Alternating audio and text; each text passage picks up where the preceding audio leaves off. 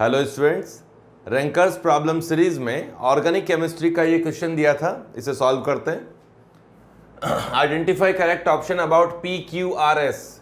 P Q R S इस reaction, इन reactions के products हैं और इन प्रोडक्ट्स के लिए ऑप्शंस हमें आइडेंटिफाई करने हैं।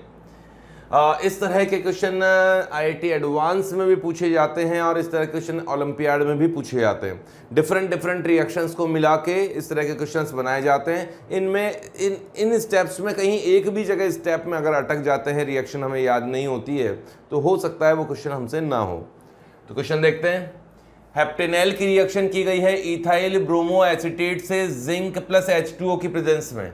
देखो ये एसीटेट मतलब एस्टर है और एस्टर भी अल्फा पोजीशन पे ब्रोमो है और जिंक की प्रेजेंस में रिएक्शन की गई है। रिफरमेटस की रिएक्शन है।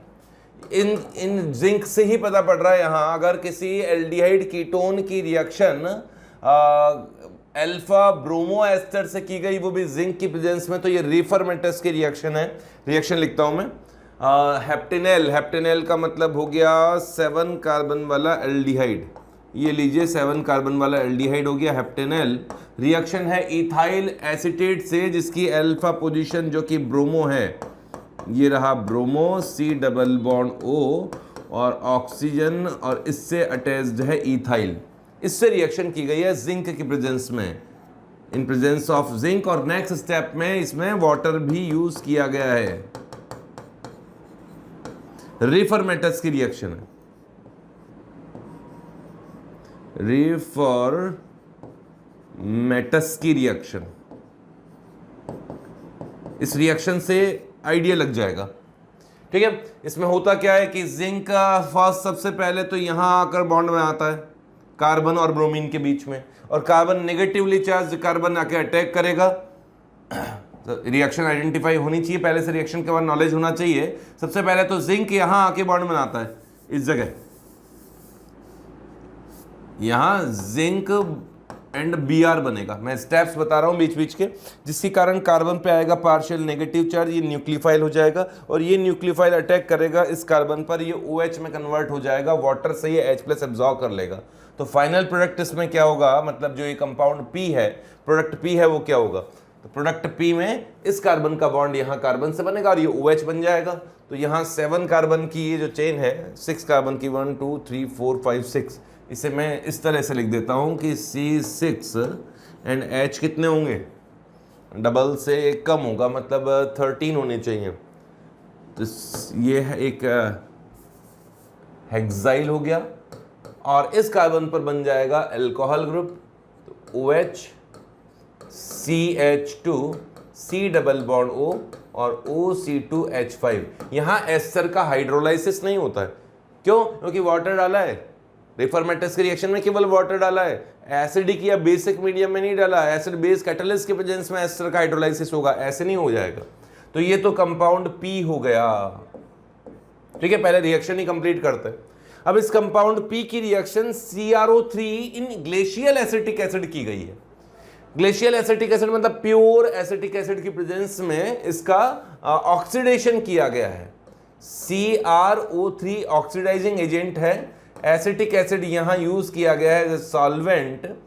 एस्टर का हाइड्रोलाइसिस अभी भी नहीं होगा क्योंकि वाटर नहीं है यहां पर। अगर एसिडिक मीडियम में वाटर लिया जाता, थोड़ा बहुत हीट करते तो हाइड्रोलाइसिस पॉसिबल है, बट हाइड्रोलाइसिस नहीं होगा। केवल और केवल इस सेकेंडरी अल्कोहल का ऑक्सीडेशन होकर कीटोन बनेगा।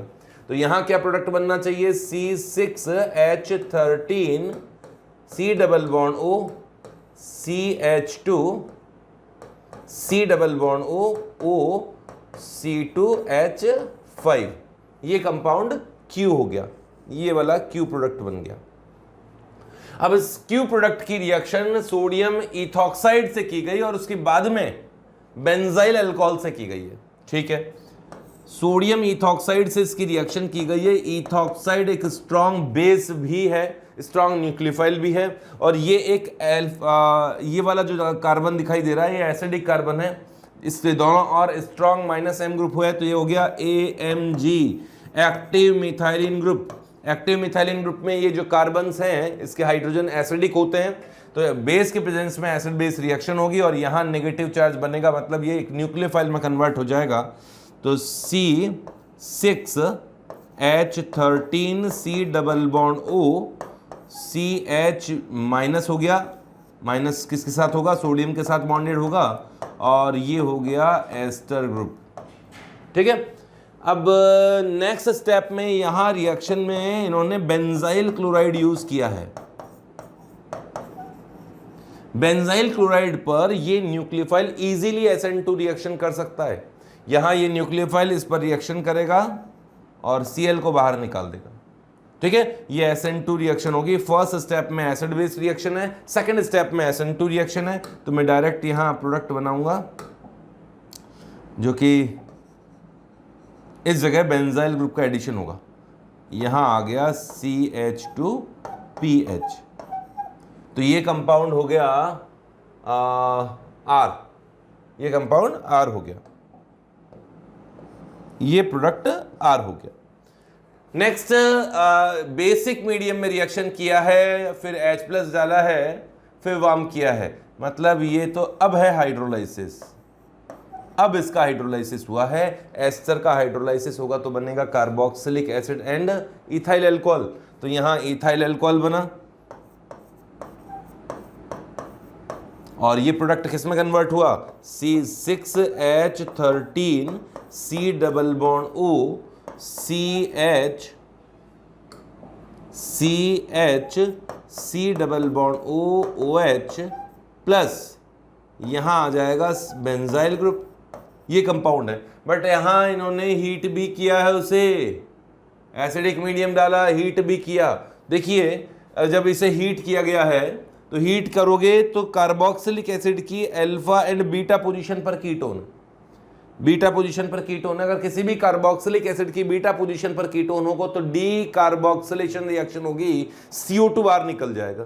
तो यहां जब फर्स्ट स्टेप में हाइड्रोलाइसिस किया गया तो बेसिक मीडियम में तो ये कार्बोक्सिलिक एसिड का सॉल्ट बना, H+ डाल दिया गया तो वो कार्बोक्सिलिक एसिड में कन्वर्ट हो गया, और नेक्स्ट स्टेप में उसे हीट भी किया गया है तो ये CO2 बाहर निकलेगा। तो यहाँ का जो प्रोडक्ट है वो ये नहीं बनेगा, क्योंकि इसे हीट भी किया गया है तो CO2 इसमें से बाहर निकलेगा ही निकलेगा। सारे स्टेप्स नहीं लिख रहा हूँ मैं। तो यहाँ का जो प्रोडक्ट है वो कुछ इस तरीके का बनेगा कि CO2 बाहर निकला, डी कार्बोक्सिलेशन हो गया। तो यहाँ पर ये वाला जो प्रोडक्ट है वो हो गया S, ये S हो गया। अब यहाँ इन्होंने सभी के मॉलिक्यूलर फार्मूलाज पूछे कि कौन सा मॉलिक्यूलर फार्मूला किसके लिए सही है। मॉलिक्यूलर फार्मूला अगर कहीं गिवन हो तो सबसे पहले उसका डिग्री ऑफ अनसैचुरेशन निकाल लें तो क्वेश्चन आसानी से हो जाएगा। तो डिग्री ऑफ अनसैचुरेशन निकालते हैं इसका। पी के लिए डिग्री मॉलिक्यूलर फार्मूला गिवन है ये। तो डिग्री ऑफ अनसैचुरेशन देखिए 11 है और हाइड्रोजन 12 है, तो डी की वैल्यू यहाँ है 1। ठीक है, नेक्स्ट क्यू के लिए डिग्री ऑफ अनसैचुरेशन देखते हैं। 9 कार्बन है और 16, तो 9 मीन्स डबल से 2 ज़्यादा होते तो हाइड्रोजन होते, एल्केन के बराबर हाइड्रोजन होते, मतलब कितने होते 20, और 20 में से 4 कम है तो डी की वैल्यू यहाँ 2 है। नेक्स्ट 16 का डबल हो गया 32, 34 होना चाहिए था अगर ये एल्केन होता। तो 34 के रेस्पेक्ट में कितने हाइड्रोजन कम हो गए, 34 के रेस्पेक्ट में इसमें हाइड्रोजन कम हो गए 12, तो डी की वैल्यू यहाँ होनी चाहिए 6। नेक्स्ट इसमें 15 हाइड्रोजन है, डबल होते तो 30 होते, मतलब डबल से 2 ज़्यादा 32 के रेस्पेक्ट में 10 हाइड्रोजन कम है, तो डिग्री ऑफ अनसैचुरेशन इसका होना चाहिए 5। ठीक है, अब मैच करते हैं। कंपाउंड पी के लिए ए ऑप्शन देखिए, डिग्री ऑफ अनसैचुरेशन 1 ही है।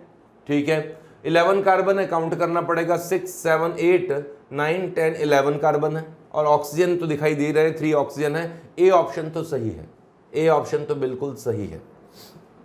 ठीक है, बी ऑप्शन देखते हैं क्यू कंपाउंड के लिए। कंपाउंड क्यू, प्रोडक्ट क्यू ये रहा, इसमें number of carbon, degree of unsaturation 2 है, चलो ठीक है, डिग्री ऑफ अनसैचुरेशन 2 है।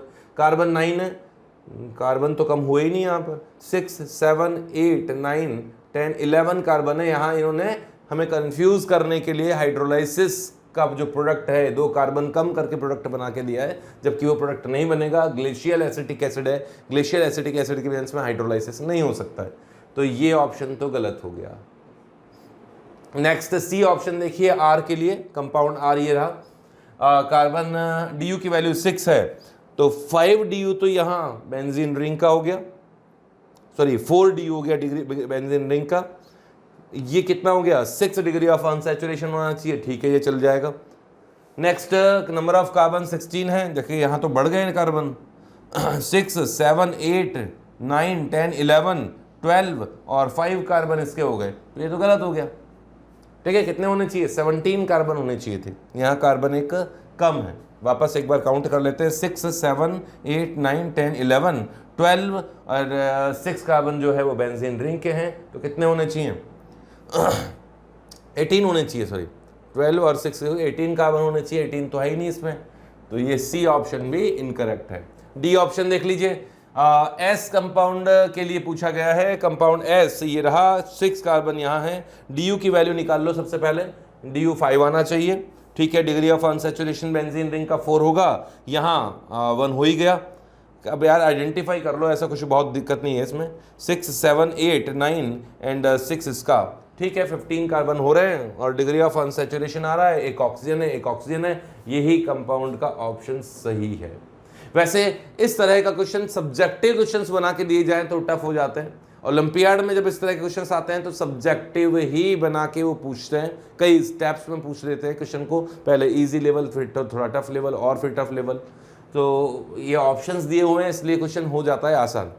लेकिन इसमें अगर सब्जेक्टिव क्वेश्चन बना के दिया जाए तो ये काफ़ी टफ क्वेश्चन बनते हैं। तो आंसर इसके लिए हो गया ए एंड डी। ओके।